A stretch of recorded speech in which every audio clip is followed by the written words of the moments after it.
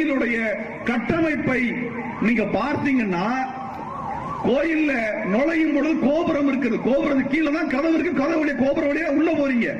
உள்ள போனீங்கன்னா தேங்காய் உடைக்கிறதுக்கு ஒரு இடம் வச்சிருப்பான். அதுக்கப்புறம் என்ன சாமியோ, மூலவர் என்ன சாமியோ அதுக்கான கொடிமரம் இருக்கும். மூலவருக்கான வாகனம் இருக்கும். அவ மூலவருக்கான துவாரபாலகர் இருப்பாரு. அதற்கு பின்னாடி கருவறை இருக்கும். கருவறைக்குள்ளதான் கடவுள் இருப்பார். அதுக்கப்புறம் துணை தெய்வங்கள் சுத்தி இருக்கும். அதற்கான மரம் இருக்கும்.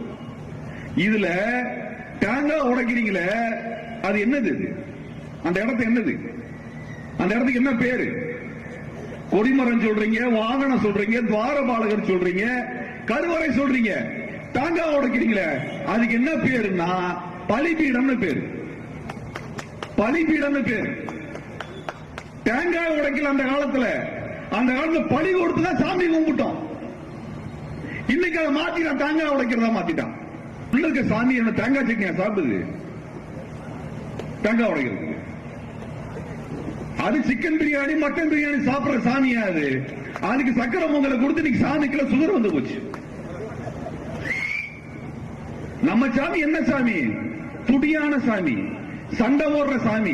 சக்கரை பொங்கலை எடுத்துட்டு சாப்பிட்டு அருவாளை தூக்கி நிக்க முடியுமா? இந்த எச்சராஜா ஒரு படத்துல அருவாளை தூக்குறது போல அருவாளை வந்து எச்சராஜா தூக்கிட்டது. யாருக்கு என்ன மாதிரி கடவுளோ, யாருக்கு என்ன வாழ்க்கை முறையோ அந்த வாழ்க்கை முறையில நம்ம சாமி இருக்கும். அப்படிதான் நம்மளுக்கு முருகன் பேரு.